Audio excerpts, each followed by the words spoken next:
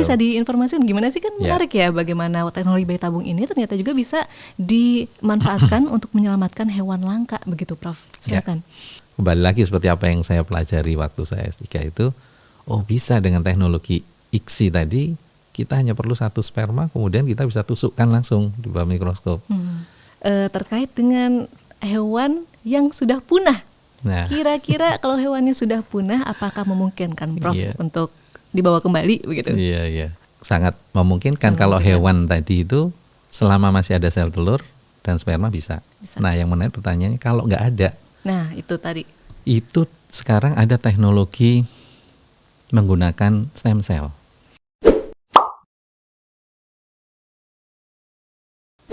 Assalamualaikum warahmatullahi wabarakatuh. Selamat datang di IPB Podcast. Sobat IPB, pada IPB Podcast kali ini kita akan membahas tentang topik yang sangat menarik. Topik apa itu? Nah, kita akan membahas tentang bayi tabung. Mungkin Sobat IPB sering mendengar atau sudah akrab ya sering mendengar istilah bayi tabung, dan pasti di top of mind Sobat IPB, bayi tabung itu salah satu alternatif yang bisa dilakukan oleh pasangan suami istri untuk memperoleh keturunan. Nah, ternyata teknologi ini tuh tidak hanya itu saja, luas, ada masih banyak lagi manfaatnya atau bisa implementasinya lebih luas lagi. Dan untuk membahas hal ini telah hadir bersama kita di sini pakar embriologi dan juga beliau adalah guru besar di Sekolah Kedokteran Hewan dan Biomedis IPB University. Langsung saja kita sambut bersama-sama. Ini dia Profesor Arief Budiono. Apa kabar, Prof? Baik, Assalamualaikum Sehat ya, Prof? Alhamdulillah. Alhamdulillah. Wah, Prof, terima kasih nih sudah hadir di IPB Podcast. Dan bahasannya menarik sekali ini. Bayi tabung ya, saudara-saudara. Nah, Prof, sebelum kita membahas tentang bayi tabung, teknologi bayi tabung ini, saya penasaran nih, Prof. Apa sih yang membuat Profesor ini tertarik gitu untuk terjun ke bidang embriologi dan sekarang malah mengembangkan tadi itu, teknologi bayi tabung? Silahkan, Prof. Ya, kalau dirunut dari awal kecemplung lah. Kecemplung. Artinya saya dulu dari Malang masuk ke IPB, kemudian ingin jadi arsitek dan sebagainya. Di IPB nggak ada, masuk ke FKH. Di FKH pun kemudian masuk ke embriologi. Awalnya berpikir embriologi apa ya? Barang apa ini gitu ya, Prof? Bukan barang apa, karena kami belajar, tapi maksud saya apa yang bisa dikembangkan, karena pastinya ya nanti ada sel telur, ada sperma, terjadi fertilisasi, jadi embrio lahir gitu kan. Tapi kemudian semakin mendalami, semakin menarik, apalagi kemudian pada saat saya sekolah ya S3 di Jepang itu mulai berkembang bioteknologi. Embrio bioteknologi, wah itu menarik. Ternyata proses fertilisasi itu nggak semudah sperma ketemu sel telur begitu ya. Nah ini yang kemudian ya karena memang S3 ya, maka kita harus deep. Jadi awalnya saya juga berpikir sperma itu ngapain sih ketemu sel telur, kok bisa kemudian sel telurnya berkembang begitu. Nah dari situlah kemudian muncul ide-ide.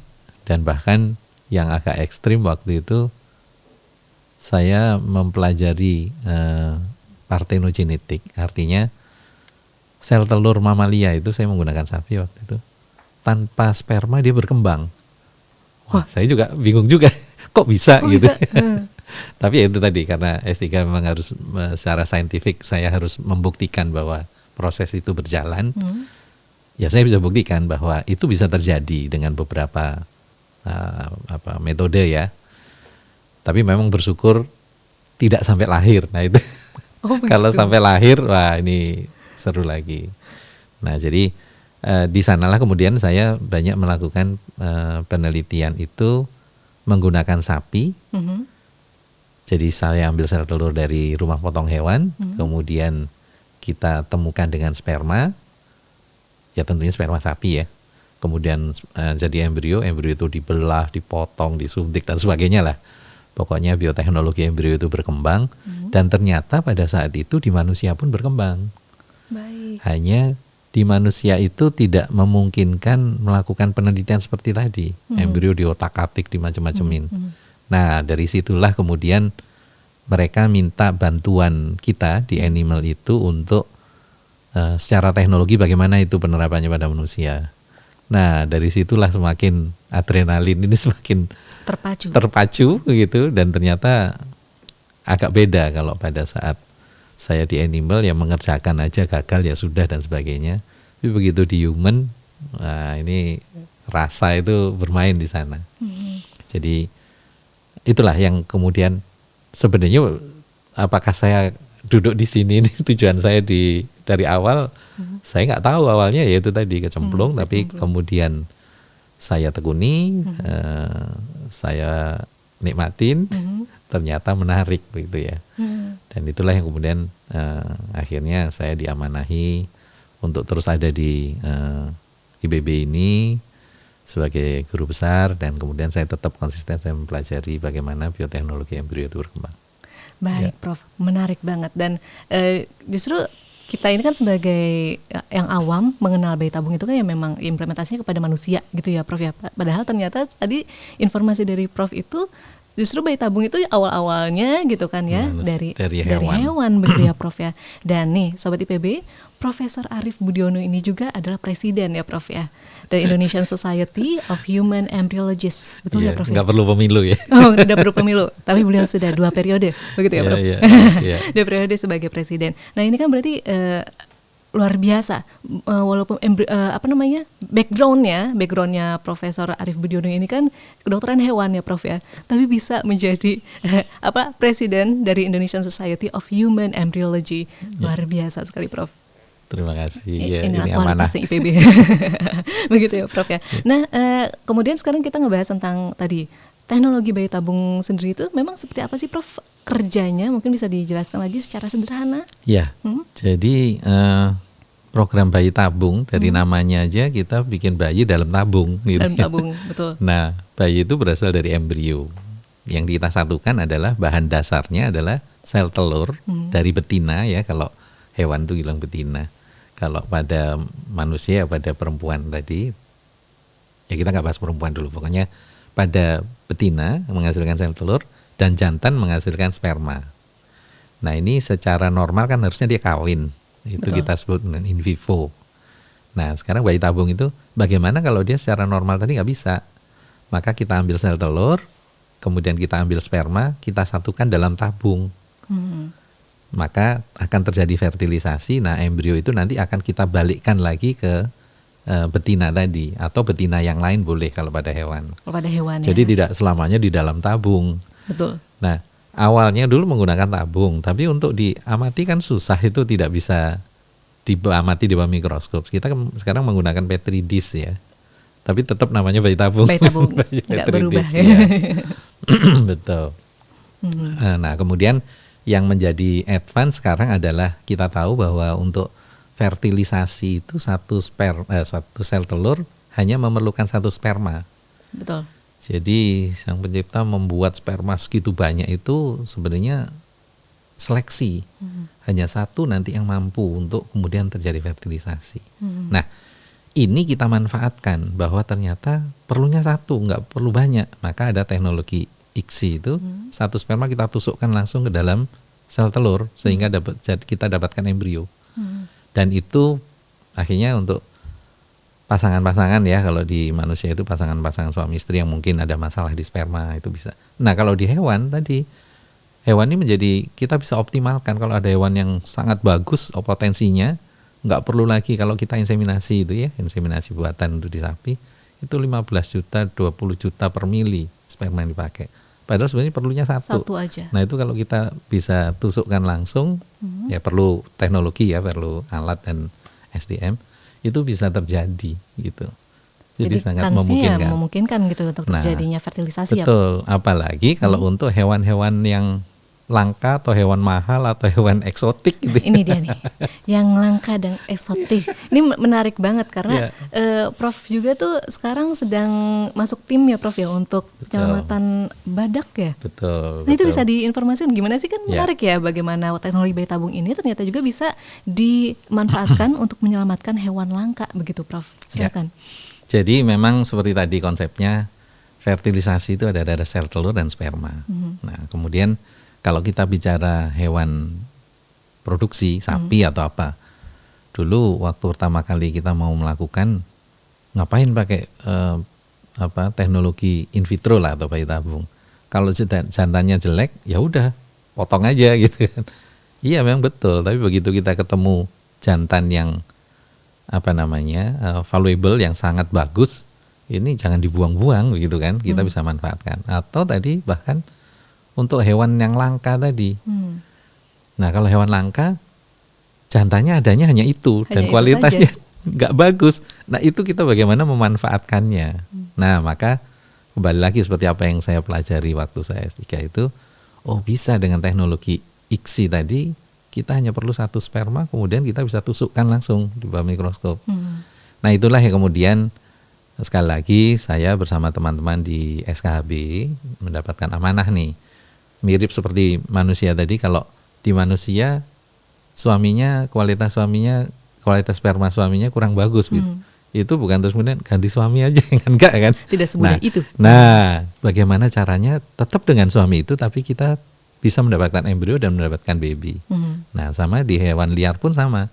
Jantannya ya itu aja, nggak bisa dipilih yang lain lagi. Maka dengan teknologi itu memungkinkan. Jadi kita sekarang mempunyai tim namanya tim Assisted Reproductive Technology and Biobank untuk penyelamatan badak. Gitu. Apakah hanya badak? Ya sebenarnya teknologinya hampir sama dan bukan hanya untuk badak aja. Plasma nutfah apapun yang mungkin mau punah itu sangat memungkinkan. Nah mudah-mudahan dengan tim ini nanti kita bisalah memberikan kontribusi bahwa ya sekali lagi saya bukan nyebrang ke manusia 100% tapi tetap arwah saya ada di SKB, di IPB lah. Tetap pulang kampung ya Prof. Iya. Terkait dengan keilmuannya begitu. Nah berarti betul sekali yang tadi Prof sebutkan bahwa dengan teknologi ini ya kemungkinan nanti ke depannya tidak hanya di badak saja, tetapi mungkin di hewan-hewan lain yang juga terancam punah gitu. Kita bisa sangat kaya dengan biodiversitas. Ya. Nah, apalagi Indonesia ya, penuh dengan seperti harimau Sumatera, seperti itu juga mungkin itu salah satu yang bisa dididik juga itu untuk dibantu begitu ya Prof ya. Nah, mungkin kalau boleh menjelaskan sedikit mengenai harimau tadi. Kita nggak bisa melakukan penelitian di harimau karena jumlahnya saja sedikit. Betul. Hewanya dilindungi. Nah, kami sekarang di lab kita punya tim. Kita sedang melakukan penelitian, bahkan sudah produksi untuk produksi embrio kucing secara in vitro. Jadi bayi tabung kucing. Wah. Tujuannya apa? Jadi sekarang kan banyak kucing liar gitu ya. Nah, kemudian beberapa itu kemudian disteril. Disteril itu dikebiri lah. Betul. Nah itu ovarium dan testis itu sudah dibuang begitu saja. Betul. Buat saya, itu sesuatu sekali. Nah itu kita ambil dari dokter hewan praktisi tadi, kita bawa ke lab, ke kampus, kita ambil sel telurnya. Kemudian spermanya juga sama, kita ambil, terus kita lakukan fertilisasi, kita dapat embrio. Apakah ditransfer lagi? Nah yang ngasih itu saya bilang jangan loh ya, kita nggak mau kucingnya nambah gitu ya. Nah ini adalah model bahwa proses itu kalau bisa berjalan kita lakukan di dalam laboratorium, suatu saat nanti kalau ada harimau mati, singa mati, atau kemudian kucing hutan mati, kita sudah punya nih step-stepnya, metodenya. Itu kita bisa implementasi. Jadi kita menggunakan kucing lokal itu hanya sebagai model saja. Gitu. Untuk riset tadi itu ya. Oke. Nah, kalau pertanyaannya untuk kucing yang bagus, yang mahal dan sebagainya, ya kalau metodenya udah dapet, mau pakai apa saja, jenis valide tadi memungkinkan. Memungkinkan. Iya. Karena pada dasarnya prinsip bayi tabung ya sama ya Prof ya. Sama. Ya. Baik. Oke. Nah ini yang menarik juga terkait dengan hewan yang sudah punah. Nah. Kira-kira kalau hewannya sudah punah, apakah memungkinkan Prof untuk dibawa kembali begitu? Iya. Ya ini yang menarik memang. Kalau kita tahu, Mbak Vina, kalau bicara punah itu kan berawal dari mati. Mati itu apa sih Mbak? Aduh, ini pertanyaan filsafat ya. yang Mbak Vina tahu lah. Mati ya sudah tidak hidup, sudah tidak bisa beraktivitas dan sebagainya. Ya ternyata mati itu tahapannya banyak gitu ya. Kalau kita tahu mati ya sudah mungkin nggak bernafas, kemudian otak sudah tidak berfungsi. Gitu ya. Padahal ada kondisi koma dan sebagainya. Itu mati atau enggak itu jadi pertanyaan juga ya. Nah, sekarang kalau itu mati secara fisiologis. Nah, sekarang kita ngomong mati secara seluler. Jadi seperti tadi kucing tadi, atau bahkan kalau kita penelitian di sapi itu, sapinya dipotong, mati kan? Betul. Ovariumnya kita ambil, kita bawa ke lab, kita koleksi sel telurnya atau spermanya, kita bisa bukan bikin ya, kita gunakan untuk produksi embrio. Embrionya baru kita transfer. Nah seperti tadi itu sangat memungkinkan kalau hewan tadi itu selama masih ada sel telur dan sperma bisa. Nah yang menarik pertanyaannya kalau nggak ada. Nah itu tadi. Itu sekarang ada teknologi menggunakan stem cell. Jadi ada penelitian juga tim kami nantinya di dalam ART and Biobank tadi itu, Prof. Hayashi dari Jepang itu. Jadi beliau bisa dengan kreativitas dan ilmu beliau itu dari sel kulit itu bisa dimanipulasi menjadi indus pluripotent stem cell. Nah dari stem cell itu bisa dijadikan sel telur atau sperma. Wow. Wah itu kan bukan main sekali. Jadi membayangkan bahwa bahkan yang tadi itu kita kemarin sempat sama Pak Rektor ke Dallas dan sebagainya. Mereka sedang mengupayakan mamut. Yang sudah nggak ada jejaknya itu untuk dikreasikan bagaimana bisa lahir kembali. Nah itu levelnya sudah tadi seluler molekuler ya. DNA-nya itu dicari. Dan itu ternyata mamut itu paling dekat dengan gajah Asia. Jadi nanti kalau suatu saat kita sudah bisa mendapatkan embrionya, ditransfernya adalah kepada gajah Asia ini, termasuk Indonesia. Wow. Nah itu kan seru ya kalau seandainya kemudian muncul lagi gitu ya. Buat saya concern di Indonesia adalah yang masih ada badak. Badak itu kita punya badak Sumatera, badak Jawa. Dan ini 2 dari 5 spesies yang ada di dunia. Terus kemudian kita ke macan Jawa katanya sudah habis. Nah itu mungkin nggak? Ya ternyata kalau memang kita masih bisa mendapatkan materialnya, nah itu kan sekarang saya yakin masih ada itu yang di offset. Bahkan barangkali teman-teman di Ponorogo itu Freok mungkin masih ada yang menggunakan macan Jawa dulunya itu. Nah yang itu diawetkan begitu ya. DNA-nya ini kita bisa purifikasi, kita coba kreasikan lagi. Kalau kita bisa dapat embrio, jadi intinya ke sana. Nah itu nanti fungsinya pada ART dan Biobank. Kalau kita dapat embrionya tadi, kita bekukan, mau bekukan sel telurnya, mau bekukan sel kulitnya tadi, itu sangat memungkinkan. Wow. Bukan main teknologi sekarang. Luar biasa. Makanya saya bersyukur kecemplung di FKH, kecemplung di embriologi, dan ternyata banyak sekali hal yang kita awalnya tidak tahu. Semakin ingin tahu dan semakin banyak yang kemudian banyak dikerjakan. Semakin wow gitu ya Prof ya, dan semakin jatuh cinta sebenarnya Prof Arief nih. Betul sekali. Nah Prof, berarti memang ke depannya ini tadi bayi tabung atau sel ovum, sel sperma bisa dihadirkan dari sel apapun begitu ya. Mungkin bagi kita yang tidak paham ini agak kayak kok bisa begitu ya Prof ya, tapi ternyata bisa, ada peluang itu gitu ada ya Prof peluang ya? itu, walaupun seperti saya sampaikan Prof Hayashi itu masih menggunakan pada mice ya, pada hewan coba, tapi itu kan mamalia juga. Betul. Ya tinggal sedikit lagi, tapi sekali lagi di manusia bisa nggak? Nah ini kalau sudah berbicara manusia hati-hati, karena di sana ada etik. Nah yang membedakan, saya dulu menggunakan mencit, menggunakan sapi, menggunakan itu mau saya kerjakan apa saja mungkin tidak masalah ya, tetap ada kaji etik dan sebagainya. Tapi kalau begitu manusia, nah ada etika.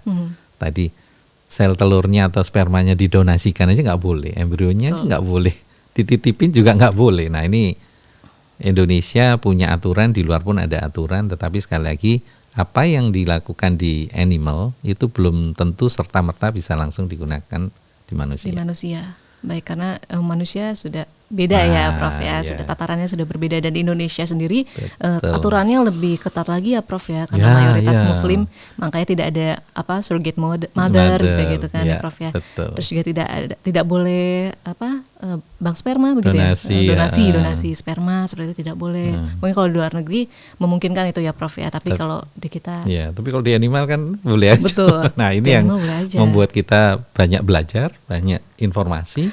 Iya, makanya dilakukan. Prof Arief bisa sampai menghadirkan sapi wagyu, Oh, ya kan Prof? Ya, ini itu salah gimana satu tuh? Menarik. Salah satu applied technology itu, jadi bahwa bukan hanya sekedar research. Jadi tadi di manusia sudah sangat jelas itu bisa membantu pasangan suami istri yang belum mempunyai keturunan. Nah, untuk di industri juga kami dengan beberapa teman sudah berhasil bagaimana mengoptimalkan wagyu, tahu kan ya? Sapi Jepang yang mahal. Nah, mahal dan memang enak untuk belum steak. tentu bisa juga makan saya gimana. Itu kita produksi embrionya, tetapi tidak perlu sapi itu bunting. Karena kalau bunting, kalau manusia hamil ya, bunting itu di sapi hampir sama dengan manusia itu 280 hari, 9 bulan lah. Oke. Artinya 9 bulan itu ya dia nggak bisa kawin, nggak bisa bereproduksi. Betul. Baru setelah ngelahirin, kemudian involusi, baru kemudian bisa lagi dikawinkan. Jadi kira-kira setahun satu lah. Nah, ini dengan teknologi bayi tabung tadi itu, betina yang bagus tadi, kita stimulasi, kita kasih hormon. Sehingga yang harusnya dia ovulasi hanya satu embrio tadi, kita bisa dapat 20, 30 bahkan. Wow. Ya, jadi kita pernah mendapatkan 24 embrio yang layak transfer. Yang artinya kalau ditransfer kemungkinan bisa jadi satu wagyu gitu ya. Itu 24 pada satu periode. Wow. Jadi setelah distimulasi, kemudian kita kawinkan kan. Nah, embrionya itu keluar, artinya ovulasi, kemudian difertilisasi, menghasilkan embrio tadi. Sebelum dia implan, kita flashing, kita koleksi, kita keluarkan dari uterusnya. Nah, itu kami sudah melakukan, kita pernah dapat 24 embrio. Wow. Nah, 24 ini nggak mungkin bisa lahir dari induk tadi kan. Ya. Satu induk kan. Nah, itu kita ambil, dan induk itu kita tidak perlu lagi untuk dia bunting. Karena siklus berikutnya saya stimulasi lagi untuk dikoleksi lagi. Jadi kayak pabrik gitu ya. Nah, embrionya ini kemudian kita simpan. Kita bekukan, terus dikemanakan? Kita transfer. Nah, kalau kita transfer ke wagyu, sekali lagi rugi kita. Karena wagyu ini kan kalau dia bunting kan nggak bisa bersiklus. Betul. Akhirnya kita transfer, kita pilihannya adalah sapi FH, Friesian Holstein, sapi perah. Jadi ini surrogate mother Nah, di surrogate sapi. mothernya di Sapi Eva tadi. Kenapa sapi FH? Sapi itu kan sapi perah ya. Sapi FH itu bisa menghasilkan susu kalau dia melahirkan. Selama dia nggak melahirkan, ya nggak bisa, apalagi masih darah ya. Tapi kalau sudah melahirkan, nah baru dia bisa produksi. Nah, ini kita manfaatkan. Jadi dia sebagai surrogate mother, embrio wagyu tadi kita kita transfer di sapi FH tadi. Sapi FH ini bunting, nanti pada saat dia melahirkan menghasilkan susu kan, tapi melahirkannya wagyu pula. Yang dilahirkan mahal, susunya juga bisa jadi, bisa dipanen juga. Betul. Gitu ya Prof ya. Wah, luar biasa sekali. Itu sudah kita bisa kerjakan lah. Artinya sudah menjadi applied teknologi yang memungkinkan untuk dikerjakan. Ya. Berarti memang sudah dilakukan di Indonesia seperti itu ya Prof? Ya, bisa dikerjakan. Wah, luar biasa. Itu kan berarti Sobat IPB, ternyata memang suatu ilmu ya Prof ya, jika kita dalami itu kan pasti ada suatu manfaat atau ada satu insight yang luar biasa, bahkan mungkin bisa memberikan manfaat kepada orang sekitar kita ya Prof. Dan ya? bisa lebih lagi. Seperti tadi kan kalau kita tahu bahwa satu embrio akan menghasilkan menjadi satu pedet kan, satu anak sapi kan. Betul. Nah, belajar dari proses kembar itu kita juga bisa manipulasi. Jadi satu embrio tadi sebelum kita transfer, kita belah, kita potong secara mekanik ya. Jadi bukan bukan membelah secara sendiri, kita potong di bawah mikroskop, jadi 2 embrio kan. Nah kalau ini ditransfer jadi kembarnya identik karena dari 1 embrio. Jadi 2 dong. Iya makanya itu. Jadi sudah berlipat lagi itu ya. Berlipat lagi. Jadi ya memang ya itu kalau teknologi itu kita bisa lakukan macam-macam itu di hewan, tentunya untuk etikanya tidak seberat seperti di manusia. Di manusia bisa nggak? Bisa. Boleh nggak? Nah itu ya nggak boleh. Nah itu ada aturannya. Gitu. Tentunya ada etika-etika yang harus dipegang teguh ya, Prof ya. Betul. Apalagi di Indonesia sudah ada regulasinya juga yang mengatur tentang hal itu. Nah, Prof, ini sebelum kita beranjak ke pertanyaan terakhir nih, Prof nih, mungkin Profesor sendiri melihatnya fasilitas atau iklim teknologi bayi tabung di Indonesia ini seperti apa sih? Iya, dulu saya setelah selesai sekolah juga profesor saya meragukan tadinya kalau kamu pulang tetapi kamu tidak punya infrastruktur tempat itu sayang ide-ide kamu itu. Maka ada penawaran tadi untuk stay di sana. Kemudian saya juga sempat dapat postdoc gitu ya di Amerika, di Kanada sama bahasanya kalau bisa kamu di sini aja gitu. Nah buat saya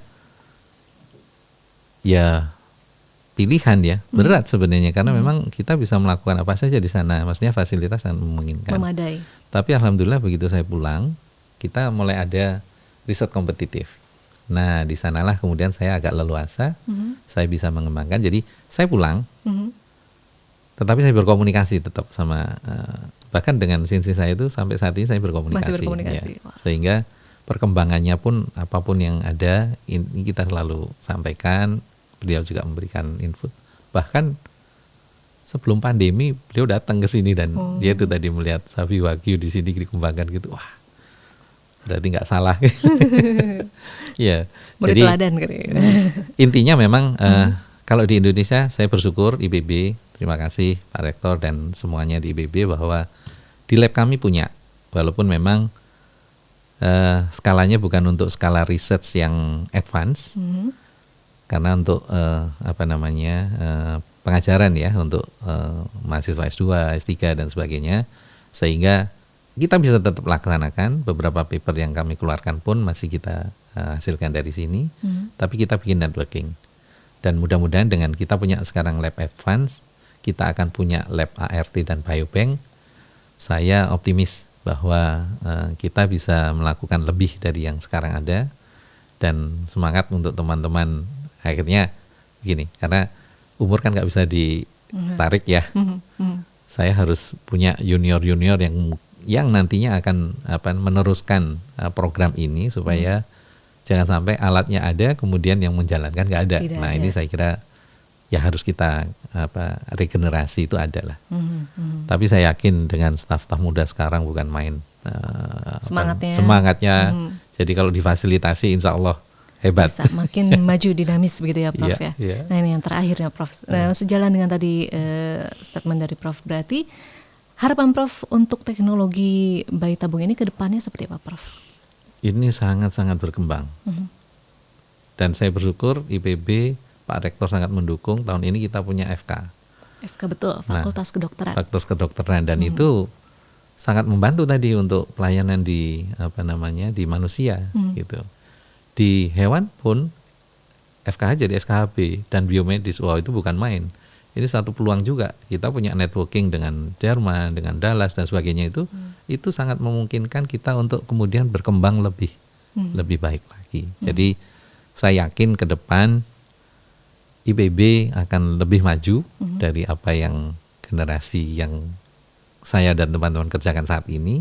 Dan ke depan insya Allah tadi seperti teknologi bagaimana sel kulit ini bisa dijadikan sperma ataupun sel telur itu sangat memungkinkan. Bahkan ada teknologi lain lagi yang memungkinkan untuk tadi menyelamatkan plasma nutfah atau meningkatkan produktivitas daripada hewan-hewan produksi. Betul. Ya, gitu.